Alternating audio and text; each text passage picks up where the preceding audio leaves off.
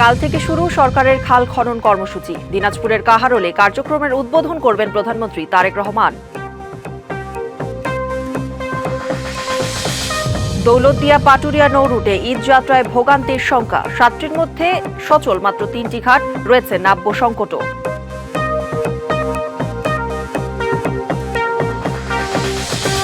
চট্টগ্রামের অর্ধশত পোশাক কারখানায় বেতন বোনাস নিয়ে অনিশ্চয়তা। ঈদ ম্লান হওয়ার শঙ্কায় কয়েক হাজার শ্রমিক।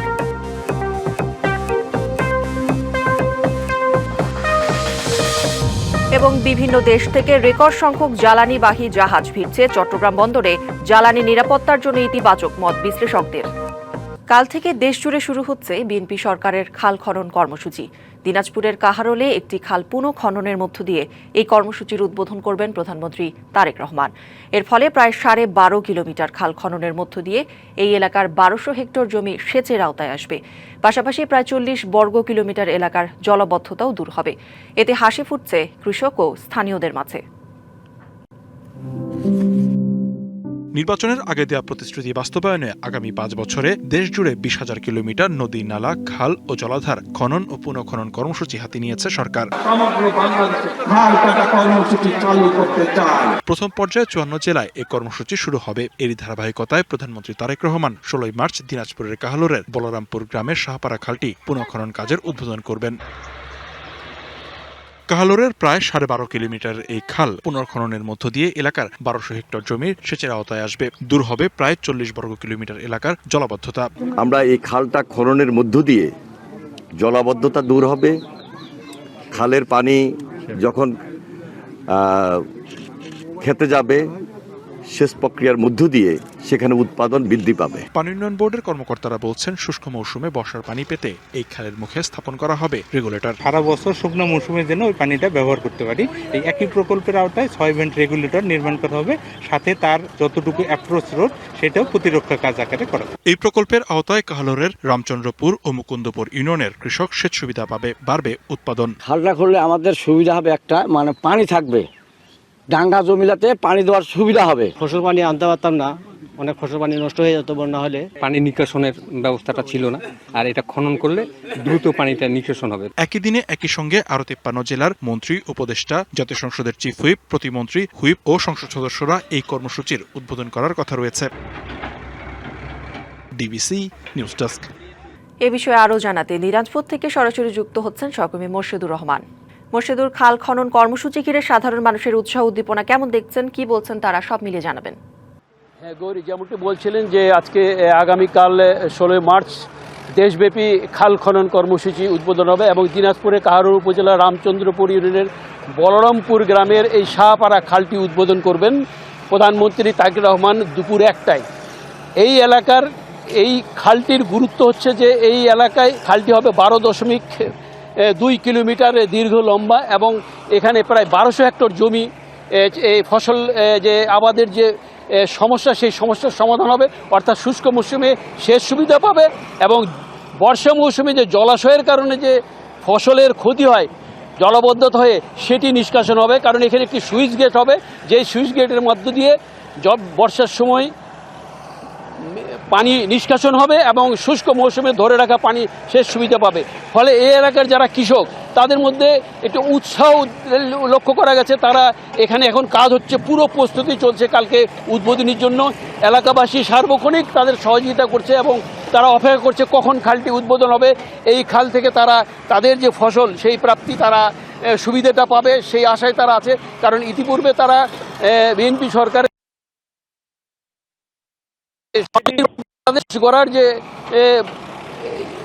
কর্মসূচি ছিল, সেটি সুফল তারাই ইতিপূর্বে পেয়েছিল। তারই সূত্র ধরে তারেক রহমান প্রধানমন্ত্রী তিনি আবার সেই খাল খনন কর্মসূচি ফিরে আসছে এবং মানুষ বিশ্বাস করছে এবং আশা করছে যে আবার অতীতের মতো দেশ স্বনির্ভর গড়ে উঠবে, ফসলে স্বনির্ভর গড়ে উঠবে। এবং সেক্ষেত্রে তারা উৎসাহ উদ্দীপনার মধ্য দিয়ে অপেক্ষা করছে কোন মুহূর্তে এই খালটি উদ্বোধন হবে। এখন পুরো প্রস্তুতি চলছে এবং প্রস্তুতি পড়ায় আজকের মধ্যেই শেষ করবে। এবং এখানে এই যে খালটির যে এখানে একটি আসলে সুইচ গেট নির্মাণ করা হবে, যেটির সবচেয়ে গুরুত্ব বহন করবে এই খালটি, যেখানে পানি ধরে রাখা এবং পানি নিষ্কাশনের দুটোই আপনার সুফল ভোগ করবে এবং এই এলাকার 1200 হেক্টর জমি তার এই সুফল ভোগ করবে অর্থাৎ চাষাবাদের আয়তে। আমি যদি একটু বলি যে আসলে এখানে যে এলাকার যে কৃষক এখানে প্রায় কয়েক হাজার কৃষকের বসবাস, তারা এই সুবিধাটা পাবে। তারা আসলে কয়েকদিন ধরেই এখানে যারা কাজ করছেন, এই খালটির প্রস্তুতি চলছে, তারাও এলাকাবাসীও তাদের সহযোগিতা করছে। এই ছিল আছে খাল খনন কর্মসূচি সর্বশেষ আমার কাছে খবর। মোর্শেদুর, ধন্যবাদ আপনাকে। ঘাট সংকটে দৌলতদিয়া পাটুরিয়া রুটে এবার ঈদ যাত্রায় ভোগান্তির সংখ্যা। 7টি ঘাট থাকলেও অচল অর্ধেকের বেশি।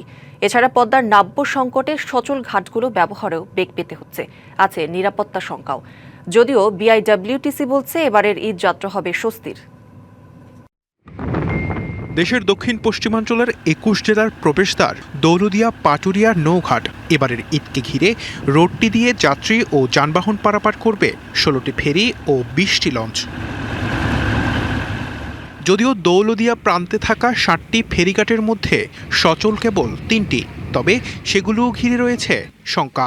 পদ্মার পানি হ্রাস পাওয়ায় সেগুলো ব্যবহারে বেগ পেতে হচ্ছে যাত্রী ও চালকদের।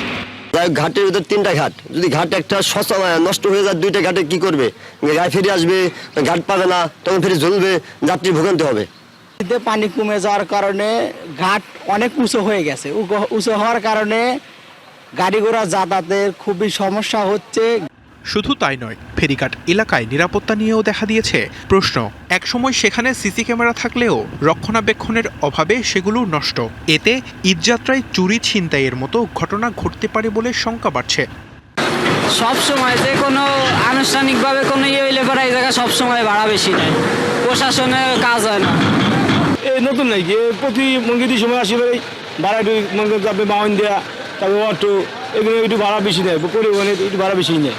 সংকটের কথা অস্বীকার করে বিআইডব্লিউটিসি কর্তৃপক্ষ বলছে এবারের ঈদযাত্রা হবে স্বস্তির। আমাদের বহরে থাকা 16টি ফেরি এবং দৌলতদিয়া প্রান্তের 3টি ঘাট দিয়ে পারাপারের জন্য আগত সকলকে আমরা খুব ভালোভাবে পারাপার করতে পারবো। অপরাধ ও হয়রানি ঠেকাতে দৌলতদিয়া ফেরিঘাটে 4 স্তরের নিরাপত্তা থাকবে বলে জানিয়েছে পুলিশ। আমাদের 24/7 একেবারে যেহেতু প্রচুর যাত্রী চাপ থাকবে, আমাদের এখানে ফিক্সড পেট্রোল থাকবে, আমাদের মোবাইল পেট্রোল থাকবে, আমাদের গুরুত্বপূর্ণ জায়গাগুলোতে আমাদের চেকপোস্ট থাকবে, যাতে খারাপ লোকজন ছিনতাই বা অন্যান্য কোনো কাজকর্ম করতে না পারে। প্রশাসনের কঠোর নজরদারিতে ঈদযাত্রা হবে স্বস্তির, এমন প্রত্যাশা যাত্রী ও চালকদের। TBC news desk. ঈদের বাকি আর মাত্র কয়েকদিন, কিন্তু ঘাট সংকটে দৌলতদিয়া পাটুরিয়া রুটে ঈদযাত্রা নিয়ে ভোগান্তির শঙ্কা থাকছে। এ নিয়ে আরও জানাতে রাজবাড়ীর দৌলতদিয়া ঘাট থেকে যুক্ত হচ্ছেন সহকর্মী দেবাশিস বিশ্বাস। দেবাশিস, এখন ফেরিঘাটের পরিস্থিতি কেমন দেখছেন? যাত্রী এবং চালকরাই কি বলছেন, বিস্তারিত জানাবেন। আমরা এই মুহূর্তে আছি দেশের দক্ষিণ পশ্চিমাঞ্চলের যে 21 জেলার প্রবেশদ্বার দৌলতদিয়া ফেরিঘাটে। আপনি যেমনটি বলছিলেন যে যাত্রী এবং চালকরা কি বলছেন, আমরা কয়েকদিন ধরে এই ঘাট নিয়ে কাজ করছি। বিশেষ করে এই ঘাটে যে ভোগান্তি, এই ভোগান্তির কথা কিন্তু যাত্রী এবং চালকরা দেখাতে চাই যে এই যে এখন তো শুষ্ক মৌসুম, একটি এই ঘাট, এই আমরা 7 নম্বর ঘাট এলাকায় আছি, এই ঘাট দিয়ে কিন্তু একটি পণ্যবাহী ট্রাক সেটি কিন্তু কোনোভাবেই আসলে যে এই ঘাট থেকে যে মহাসড়কে উঠবে সেটি কিন্তু যেতে পারছেন না, যে কারণে এই 7 নম্বর ঘাটটি কার্যত এক প্রকার বন্ধই রয়েছে। দৌলতদিয়া প্রান্তে 7টি ঘাট, এই 7টি ঘাটের মধ্যে 4টি ঘাট বন্ধ, 3টি ঘাট দিয়ে ঈদযাত্রায় যাত্রী এবং যানবাহন পারাপার করবেন কর্তৃপক্ষ। এই 3টি ঘাটের মধ্যে যদি একটি ঘাট কোনো এক সময় ঈদযাত্রায় বন্ধ হয়ে যায় বা ব্যাহত হয় অপারেশন করা, সেক্ষেত্রে কিন্তু 2টি ঘাট দিয়ে যাত্রী এবং যানবাহন পারাপার করবে বিআইডব্লিউটিসি কর্তৃপক্ষ। সেক্ষেত্রে কিন্তু যাত্রীদের বেশ বড় ধরনের একটি দুর্ভোগ কিন্তু পোহাতে হবে। এই বিষয়টি নিয়ে রাজবাড়ীতে 2টি সমন্বয় সভা অনুষ্ঠিত হয়েছে। এই ঘাটটি যে উপজেলায়, গোয়ালন্দ উপজেলায়, এখানে একটি সমন্বয় সভা হয়েছে এবং জেলা প্রশাসক কার্যালয়ে একটি সমন্বয় সভা হয়েছে।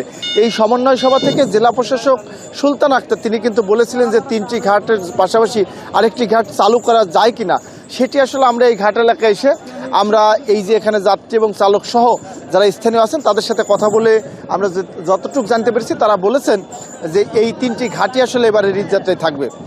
এই ঘাট সংকটের পাশাপাশি আরেকটি বিষয়, সেটি যে ভোগান্তি, সেটি অতিরিক্ত ভাড়া। বিশেষ করে এই দৌলতদিয়া ঘাট এলাকায় ঈদ সহ যে কোনো অনুষ্ঠানে কিন্তু অতিরিক্ত ভাড়া যাত্রীদের গুনতে হয়। যাত্রীরা বলেছেন যে এই যে অতিরিক্ত ভাড়া বন্ধে প্রশাসন সহ পুলিশ এরা আসলে কার্যকর কোনো ব্যবস্থাই গ্রহণ করেন না, যে কারণে এখানে আসলে ইচ্ছেমতো ভাড়া দিয়ে যাত্রীদের গন্তব্যে যেতে হয়। এই দুইটি সংকট আসলে যাত্রী এবং চালকরা খুব জোর গলায় আমাদের বলেছেন। আর এখানে ফেরির যে সংখ্যা, গত ঈদে কিন্তু 17টি ফেরি দিয়ে যাত্রী এবং যানবাহন পারাপার করে এই ঘাট কর্তৃপক্ষ। গত ঈদ থেকে এই ঈদে কিন্তু একটি ফেরির সংখ্যা কমে এসছে, 16টি ফেরি দিয়ে যাত্রী এবং যানবাহন পারাপার করবে বিআইডব্লিউটিসি কর্তৃপক্ষ। সব মিলে যাত্রীরা কিন্তু ভোগান্তির কথা খুব ভালো করে আমাদের বলেছেন। তারা বলেছেন যে এবারে যে ঈদযাত্রা সেটি স্বস্তি করতে প্রশাসন যেন সর্বোচ্চ নজরদারি দেন, তারা কিন্তু এমনটি প্রত্যাশা করেছেন। তো গৌরী, এতটুকুই ছিল দৌলতদিয়া ঘাট থেকে আমার কাছে সবশেষ। দেবাশিস, ধন্যবাদ আপনাকে। স্বজনদের সাথে ঈদের ছুটি কাটাতে রাজধানী ছাড়ছেন অনেকে। এ নিয়ে কমলাপুর রেল স্টেশন থেকে আরও জানাতে সরাসরি যুক্ত হচ্ছেন সহকর্মী সানি আহমেদ। সানি, দৌলতদিয়া পাটুরিয়ার নৌ রুটের খবর আমরা জানছিলাম, আপনি কমলাপুর রেল স্টেশনে আছেন, সেখানে ট্রেনের যাত্রী চাপ কেমন দেখছেন জানতে চাই। সময় যত গড়াচ্ছে মানুষের ভিড় বাড়ছে। এখানে সকাল থেকেই মানুষজন আসছিল, তবে এই মুহূর্তে কিছুটা মানুষের সংখ্যা বাড়ছে, যাত্রীর সংখ্যা বাড়ছে। নারীর টানে তারা বাড়ি ফিরছেন এবং পূর্ব নির্ধারিত যে 5ই মার্চ থেকে যে টিকিট দেওয়া সরবরাহ করা হয়েছিল সেই টিকিটের আজকেই প্রথম যাত্রা 15ই মার্চ। আজকে থেকে পুরোপুরি দমে ঈদযাত্রার যে আনুষ্ঠানিকতা, যে যাত্রা, সেই যাত্রা শুরু হলো এবং একই সাথে এখানে আবাল বৃদ্ধ বনিতা থেকে শুরু করে বিশেষ করে শিশুদের যে উল্লাস সেটি আমি দেখতে পেয়েছি। তারা বাড়ি ফিরছেন তাদের দূর দূরান্ত থেকে, তাদের যে গন্তব্য সেই গন্তব্যে পৌঁছানোর জন্য যে এখানে নিরাপত্তা ব্যবস্থা জোরদার করা হয়েছে। আপনাকে বলে রাখি যে এখানে স্বাভাবিক যে নিরাপত্তা ব্যবস্থা থাকে সেই নিরাপত্তা ব্যবস্থার থেকেও আজকে এই ঈদযাত্রাকে কেন্দ্র করে বাড়তি নিরাপত্তা ব্যবস্থা করা হয়েছে। বিশেষ করে পুলিশ সদস্যের সংখ্যা বেশ উল্লেখযোগ্য হারে দেখছি এবং একই সাথে র্যাব রয়েছে, এছাড়াও স্বেচ্ছাসেবী রয়েছে, স্কাউটের সদস্যরা রয়েছে। তবে একজন যাত্রীর সাথে যদি আমরা কথা বলি, তিনি তার বাড়ি যাচ্ছে তার আপন মানুষের সাথে ঈদ করার জন্য। আসলে ঈদযাত্রাটা এখন মোটামুটি ভিড়টা কম আছে, তবে আমার একটু আক্ষেপ আছে এই বিষয়টা নিয়ে যে টিকিটের সিস্টেমটা যদি আরেকটু সচল করতে পারতো। যেমন আমরা কিছুদিন আগে চ্যানেল 24-এর একটা নিউজ দেখছিলাম যে ব্যাংক কর্মকর্তা টিকিট কালোবাজারির সাথে জড়িত। তো আমি সরকারের কাছে এটাই আবেদন করব, যেহেতু আপনার টিকিটটা 10 দিনের মধ্যে না দিয়ে আমাদের 5 দিনের মধ্যে টিকিট কাটার সুবিধাটা করে দিলে যাত্রীর হয়রানিটা অনেক কম হবে। আর দ্বিতীয়ত, আমরা এরকম একটা পর্যায়ে এসে দাঁড়াইছি, মানে ব্ল্যাকের উত্তরোত্তর বাইরে গেছে, ওইটা যদি কমাতে পারে তাহলে আমাদের ঈদযাত্রাটা আরও ইজিলি সহজ হয়ে যাবে, আমি যেটা মনে করি। তো আমি 3 তারিখে ট্রাই করছি, পাইনি, 4 তারিখে পাইনি, 5 তারিখে পাইনি, বাধ্য হয়ে আমি এখন 83 টিকিট কাটটা বাড়িতে যাওয়া লাগতেছে। তো এই ভোগান্তিটা আমার মতো যাতে আর কেউ না ভোগে। আর আমরা চাই যে সরকারের কাছে আবেদন যে 10 দিনের সিস্টেমটা ক্যান্সেল করে 5 দিনের সিস্টেমটা করে দেন, তাতে আপনার ব্ল্যাক রাইটও কমে যাবে আর স্বস্তিতে আপনার ঈদযাত্রাটা সম্পন্ন করতে পারবে। শুনছিলেন কৌরি যে সাধারণ মানুষের যেরকম আনন্দ উল্লাসের সাথে বাড়ি যাচ্ছে তেমনি অনেক অভিযোগও করছেন কেউ কেউ। এবং আরেকজন মানুষের সাথে যদি আমরা কথা বলি, এই যে ঈদ যাত্রা, এই যে আনন্দ যাত্রা কেমন লাগছে বাড়িতে? হ্যাঁ, আমি এইমাত্র সিলেট থেকে ঢাকা আসলাম, কিন্তু রেলের অবস্থাটা খুবই খারাপ। আমার ট্রেনটা সকাল 5টায় পৌঁছার কথা, এখন সকাল 9টায় এসে আমি ঢাকা পৌঁছালাম। এখন ঈদ যাত্রার তো আসা যাওয়া, এটা তো আনন্দের চাইতে কষ্টের কারণ হয়ে দাঁড়িয়েছে।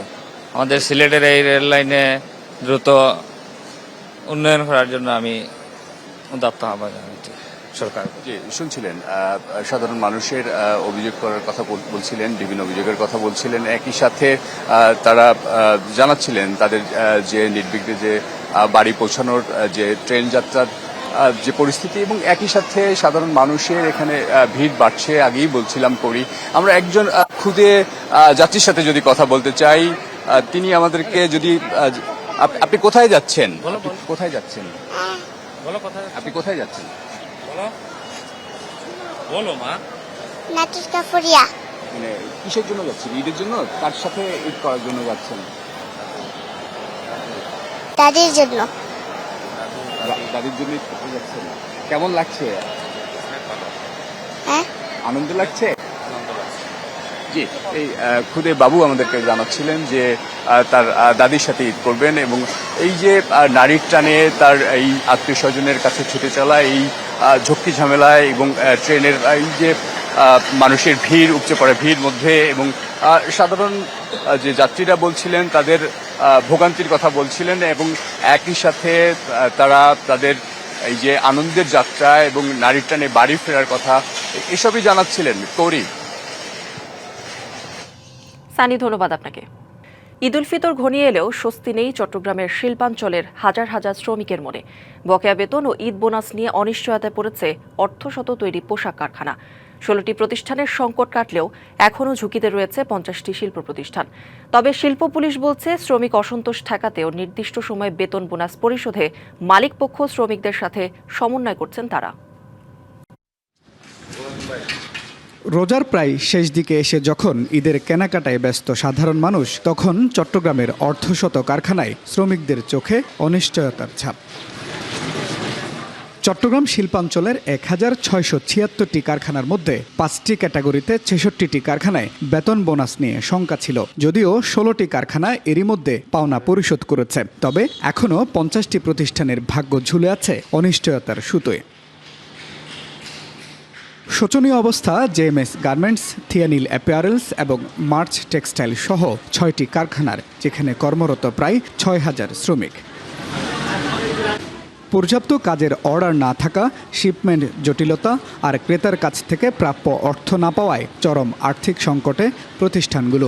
ঈদ উল ফিতর উপলক্ষে আপনার বেতন 17%-এর মতো বেতন এখনো বাকি এবং 24.75% এখনো বোনাস বাকি। সর্বশেষ আমরা 66টা প্রতিষ্ঠানকে আমরা ঝুঁকিপূর্ণ হিসেবে আমরা বিবেচনা করছি। অসন্তোষ ঠেকাতে ও নির্দিষ্ট সময়ে বেতন বোনাস পরিশোধে মালিকপক্ষ ও শ্রমিকদের সাথে সমন্বয় করছে শিল্প পুলিশ ও বিজিএমইএ। আশা করা যায় যে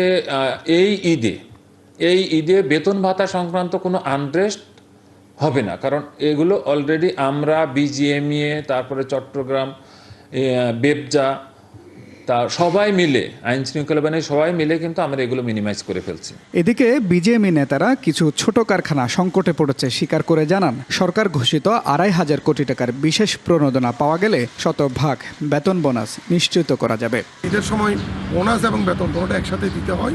তবে আশা করি এইবার সরকার কর্তৃক আমরা যে লোনটা পেয়েছি ওটা পাওয়ার কারণে কিন্তু আমরা এইবার একটু স্বস্তিতে আছি এবং এটার মাধ্যমে আমরা মোটামুটি শতভাগ আমরা বেতন বোনাস দিতে পারবো এবং যে সংখ্যাটা ছিল সেটা মোটামুটি আশা করি আগামী 2-1 দিনের মধ্যে আমরা কাটিয়ে উঠতে পারবো।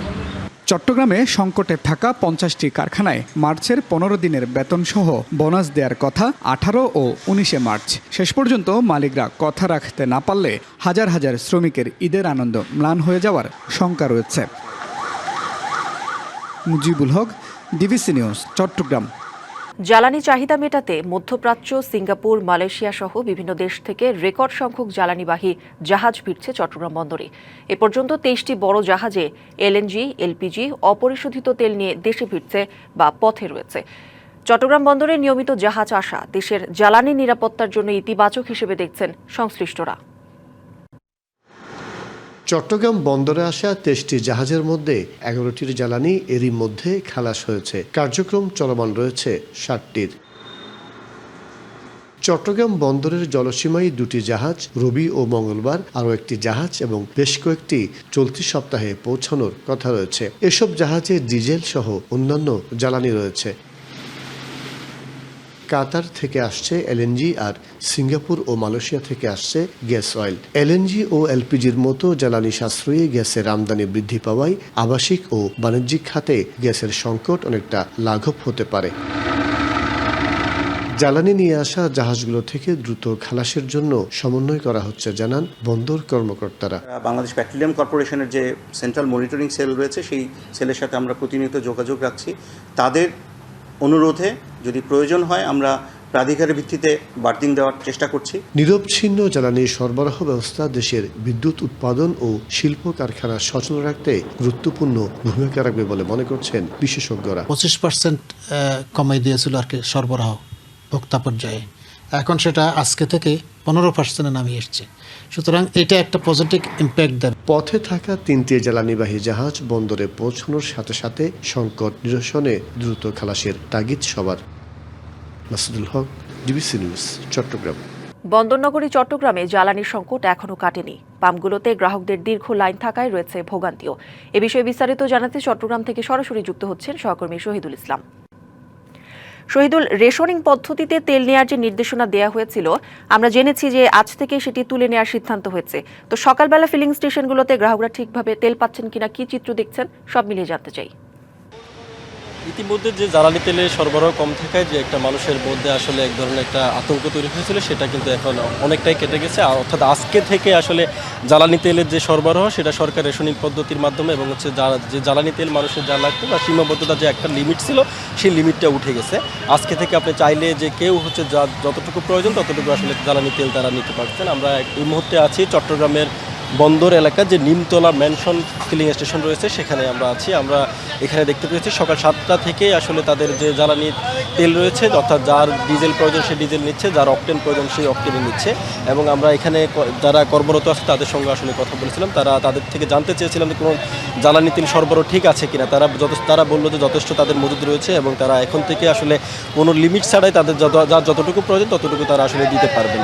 এছাড়া আমরা দামের ব্যাপারটাও জানতে চেয়েছিলাম। তারা আমাদেরকে বলেছেন যে অর্থাৎ আগে যে ডিজেল যে পার লিটার 100 টাকা করে নেওয়া হতো সেটাই আছে এবং হচ্ছে যে অকটেন 120 টাকা করে আসলে লিটার দেওয়া হচ্ছে। আর আরেকটা ব্যাপার হচ্ছে, আমরা চট্টগ্রাম নগরীর বেশ কয়েকটা পেট্রোল পাম্পে এর আগে আমরা প্রায় 3টার মতো পেট্রোল পাম্প আমরা গিয়েছিলাম। সেখানে আমরা দেখেছি লাইনে গাড়ির দীর্ঘ সারি রয়েছে, কিন্তু তবে ওইখানে আসলে দুপুর 11টা নাগাদ তেল পৌঁছাবে বলা হচ্ছিল আমাদেরকে পেট্রোল পাম্পগুলোতে। সেই হিসেবে সেখানে আসলে অনেকটা গাড়ির দীর্ঘ লাইন আমরা দেখতে পেয়েছি। তবে অনেক মানুষ আসলে আশাহত হয়েছে। তারা বলতে চেয়েছেন যে সকাল থেকে আমাদের তেল প্রয়োজন, আমরা কিন্তু চট্টগ্রাম নগরের অনেকগুলো পেট্রোল পাম্পে আসলে দুপুর 11টার পরে তেল দিবে বলে আমাদের জানিয়েছিল। এছাড়াও আমরা আপনি জানেন যে আসলে এখানে জ্বালানি তেলের সরবরাহ কম থাকার, অর্থাৎ ইরান যুদ্ধ এবং মধ্যপ্রাচ্যে যে একটা জ্বালানি তেলের সরবরাহ কম ছিল, সেই হিসেবে সরকার কিন্তু গত 6 মাস থেকে আসলে এক ধরনের একটা জ্বালানি তেলের উপরে যারা গ্রাহক পর্যায়ে আছে তাদের উপর একটা লিমিট দিয়েছিল এবং সেই লিমিটটি কিন্তু গত রাতেই আসলে সরকার থেকে তুলে নেওয়া হয়েছে। এর ফলে আসলে মানুষ যার যতটুকু প্রয়োজন ততটুকু তারা আসলে তেল নিতে পারছেন।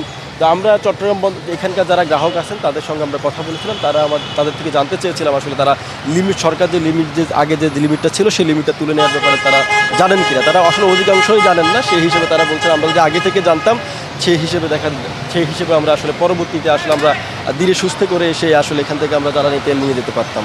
তো সেই হিসেবে বলা যায় আসলে অনেকেই জানেন না। সেই হিসেবে আসলে সকাল থেকে এখানে দীর্ঘ লাইন শুরু হয়েছে। তবে যারা জানেন তারা ইতিমধ্যে লাইন থেকে অনেকেই আসলে চলে গেছেন। তারা বলছেন যে আমাদের জ্বালানি তেল আমাদের পর্যাপ্ত পরিমাণে আছে, আমরা হয়তো দুপুরের পরে আসলে আমরা এসে এখান থেকে নিয়ে যাওয়ার একটা ব্যাপার তারা বলেছেন। সব মিলে বলা যায় আসলে চট্টগ্রামের মানুষ আসলে এখন পর্যন্ত অধিকাংশ মানুষই আসলে জানেন না যে তেলের যে সরকার লিমিট তুলে নিয়েছে সেটা তারা হয়তো বা এটা আস্তে ধীরে এখন থেকে ক্রমান্বয়ে তারা জানতে পারবেন। আরেকটা ব্যাপার আপনি জানেন যে সরকার যে ঈদের যে মৌসুম, এখন ঈদ যাত্রা কিন্তু আজকে থেকে মোটামুটি শুরু হয়েছে। সেই হিসেবে সরকার কিন্তু যে ফিলিং স্টেশনগুলো রয়েছে মহাসড়কের সাথে সেগুলো কিন্তু ঈদের আগে 7 দিন এবং ঈদের পরবর্তী 5 দিন কিন্তু নির্বিঘ্নে যাতে জ্বালানি তেল সবাই নিতে পারে সেই হিসেবে সরকার কিন্তু এটা খোলা রাখার সিদ্ধান্ত নিয়েছে। সব মিলিয়ে বলা চলে চট্টগ্রামের জ্বালানি তেল যেটা সংকট ছিল সেটা নিরসন হয়েছে এবং মানুষ নির্বিঘ্নে তাদের লিমিট ছাড়াই তাদের তেল তারা নিতে পারছে। এই ছিল আমার কাছে। শহীদুল, ধন্যবাদ আপনাকে। বাগেরহাটের মোল্লাহাটে দুর্বৃত্তের গুলিতে ব্যবসায়ী নিহত হয়েছে। শনিবার রাতে উপজেলার উদয়পুর ইউনিয়নের গারফা পানের হাটের সামনে এই ঘটনা ঘটে। নিহত সোহাগ শেখ উদয়পুর ইউনিয়নের দৈবকান্দি গ্রামের বাসিন্দা। পুলিশ ও স্থানীয়রা জানায় রাতে গারফা পানের হাট এলাকায় সোহাগ শেখকে লক্ষ্য করে গুলি ছোড়ে দুর্বৃত্তরা। এতে গুরুতর আহত অবস্থায় স্থানীয়রা তাকে উদ্ধার করে হাসপাতালে নিলে চিকিৎসক তাকে মৃত বলে ঘোষণা করেন। ঘটনার সঙ্গে জড়িতদের শনাক্ত ও আটকের চেষ্টা চলছে। যশোর সদরে গৃহবধূকে বিষ দিয়ে হত্যার অভিযোগ উঠেছে স্বামী ও তার পরিবারের বিরুদ্ধে। শনিবার বিকেলে চিকিৎসাধীন অবস্থায় ওই গৃহবধূর মৃত্যু হয়। পুলিশ জানায় প্রায় 4 বছর আগে সদরের বড় হরিপদপুর গ্রামের শুভঙ্কর দাসের সাথে বিয়ে হয় অনিকা বিশ্বাসের। বিয়ের পর থেকে যৌতুকের টাকা চেয়ে অনিকাকে নির্যাতন করত।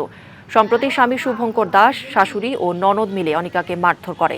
এক পর্যায়ে তার মুখে বিষ ঢেলে দেয়। পরে শারীরিক অবস্থার অবনতি হলে 1 মার্চ তাকে যশোর জেনারেল হাসপাতাল ও পরে 7 মার্চ উন্নত চিকিৎসার জন্য ঢাকায় পাঠানো হয়। 3 দিন পর চিকিৎসা শেষে বাড়িতে ফিরলেও আবারও শরীরের অবনতি হলে 13 মার্চ আবারও যশোর জেনারেল হাসপাতালে ভর্তি হলে পরদিন চিকিৎসাধীন অবস্থায় তার মৃত্যু হয়। যদিও অভিযোগ অস্বীকার করেছে নিহতের স্বামী ও স্বজনরা। ঘটনায় 4 জন নিহত হয়েছে, দগ্ধ হয়েছেন 1 জন। পুলিশ জানায়, শনিবার বিকেলে রূপগঞ্জের নির্মাণাধীন 3 তলা ভবনের থাই গ্লাসের কাজ করতে গিয়ে বিদ্যুৎ স্পৃষ্টে ভবনের মালিক আফরান মোল্লা ও থাই মিস্ত্রি সাদিকুল ইসলাম নিহত হয়েছে। এই ঘটনায় দগ্ধ হয়েছেন ভবনের মালিকের ছেলে লিওন।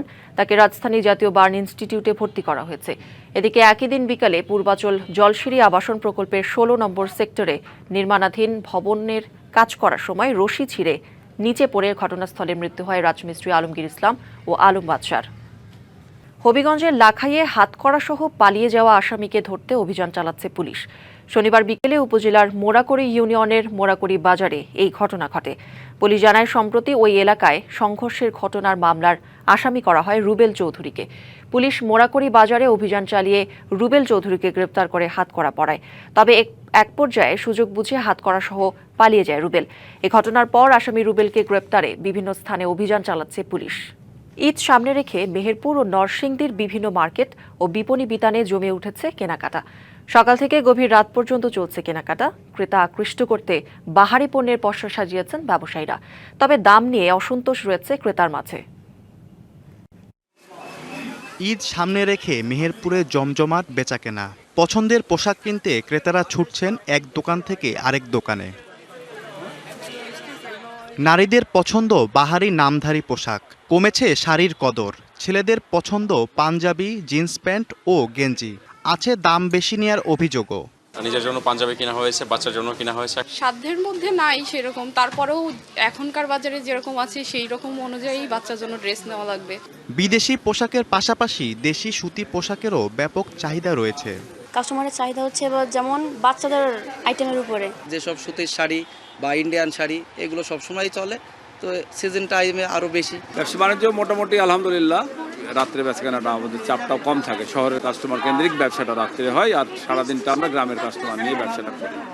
এদিকে রমজানের শেষ দিকে ব্যস্ত সময় পার করছেন নরসিংদীর বিক্রেতারাও। এবার পণ্যের দাম বাড়তি এমন অভিযোগ ক্রেতাদের। বলছেন, বাজেটে কাটছাট করেই সারতে হচ্ছে কেনাকাটা। ইউনিক কালেকশনগুলো সুন্দরী আর আদি সুন্দরীতেই পাওয়া যায়। যে জামাগুলো হয়তো দামের সাথে অ্যাডজাস্ট করতে পারতেছি না। গত বছরের তুলনায় এবার বেচাকেনা ভালো বলছেন ব্যবসায়ীরা। কাস্টমার মোটামুটি 15,000 থেকে আলহামদুলিল্লাহ ভালো মার্কেটে। নির্বিঘ্নে কেনাকাটা ও নিরাপত্তা নিশ্চিতে মাঠে আছে জেলা পুলিশ। বিভিন্ন শপিং মল, বাজারে ক্রেতা বিক্রেতা নির্বিঘ্নে আসতে পারে এবং তাদের পছন্দসই কেনাকাটা করে তাদের নির্বিঘ্নে বাসায় যেতে পারে। এ লক্ষ্যে আমরা রাস্তার নিরাপত্তা আমরা জোরদার করেছি, মার্কেটগুলোর নিরাপত্তা জোরদার করেছি। এবছর বিদেশি পোশাক কম থাকায় ঈদের আগে আশানুরূপ দেশি কাপড় বেচাকেনার প্রত্যাশা ব্যবসায়ীদের। Iftesamul Gani, DBC news desk. লম্বা ছুটি মানেই ভ্রমণ পিপাসুদের ঘুরে বেড়ানোর উপলক্ষ, আর সেই তালিকায় অনেকেরই পছন্দের গন্তব্য সিলেট। ঈদ ঘিরে ঝিমিয়ে পড়া পর্যটন খাত আবারও চাঙ্গা হওয়ার পাশাপাশি শত কোটি টাকার বাণিজ্যের আশা করছেন ব্যবসায়ীরা। পর্যটকদের নিরাপত্তায় পর্যাপ্ত প্রস্তুতির কথা জানিয়েছে সরকার।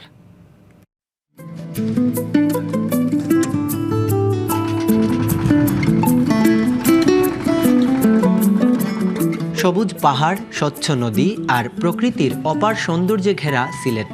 প্রতি ঈদেই এখানে ঘুরতে আসেন অসংখ্য পর্যটক।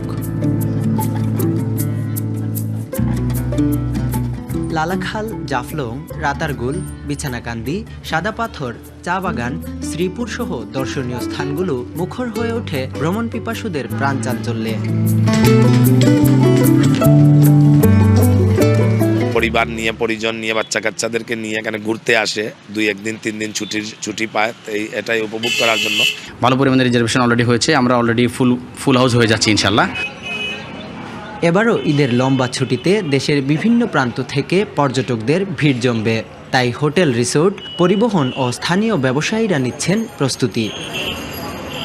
ব্যবসায়ীদের আশা, যোগাযোগ ব্যবস্থার করুণ অবস্থায়ও নির্বাচিত সরকার দায়িত্ব নেয় সিলেটের স্থবির পর্যটন ফের চাঙ্গা হবে। ঈদ ঘিরে শত কোটি টাকার ব্যবসার আশা তাদের। গভর্নমেন্ট আনস্টেবিলিটির কারণে ট্যুরিজমটা একটু কম হয়েছে, বাট যেহেতু ইলেকশন হয়ে গেছে এবং একটা নির্বাচিত সরকার এসেছে, আশা করি এই ঈদে মানুষের প্লাস যদি এক্সটেন্ডেড ছুটি দেয় তাহলে ধরেন না অনেকেই আসবে। আমরা ঈদ এবং লম্বা ছুটিতে আমরা সাধারণত প্রায় 100 কোটি টাকার উপরে বিজনেস হয়। এখানে বিজনেসটা হয় hotel, motel, resort, transport, tourism ব্যবসা সহ টোটাল অ্যাকোমোডেশনের সাথে যারা জড়িত সবকিছু মিলিয়ে আমরা আনুমানিক 100 কোটি টাকার উপরে বিজনেস হয়। পর্যটকদের নিরাপত্তা নিশ্চিতে সার্বিক প্রস্তুতি নিয়েছে ট্যুরিস্ট পুলিশ। সার্বক্ষণিক টহল ডিউটিরত ট্যুরিস্ট পুলিশ থাকবে, যেখানে যে কোনো ধরনের আইন শৃঙ্খলা বা অন্যান্য কোনো সমস্যায় যেন পর্যটকরা না পড়ে সে বিষয়ে ট্যুরিস্ট পুলিশ সর্বদা তৎপর থাকবে। ভ্রমণকারীদের নিরাপত্তা ঘাটতি দূর করতে প্রয়োজনীয় ব্যবস্থার আশ্বাস সরকারের। নিরাপত্তা ঘাটতি না হয় সেই ক্ষেত্রে টুরিস্ট পুলিশ, আমাদের পুলিশ, বিজেপি, আমরা সবাই এর জন্য আমরা সহযোগিতা করব। আগামী 2-3 দিনের মধ্যেই এখানে জায়গায় জায়গায় পুলিশ ক্যাম্প বসে যাবে শুধুমাত্র এইগুলার প্রোটেকশন দেওয়ার জন্য। ঈদের ছুটিতে প্রকৃতির টান আর উৎসবের প্রাণ চাঞ্চল্যে ভরে উঠবে পর্যটন নগর সিলেট, প্রত্যাশা সবার। Tawhidur Rahman Shah, DBC news, Sylhet. DBC সারা বাংলায় এই ছিল এখনকার মতো। ডিবিসি নিউজের সংবাদগুলো পড়তে ভিজিট করুন dbcnews.tv আর ভিজিট করুন ডিবিসির ফেসবুক পেজ এবং ইউটিউব চ্যানেল। ডিবিসির সঙ্গেই থাকুন।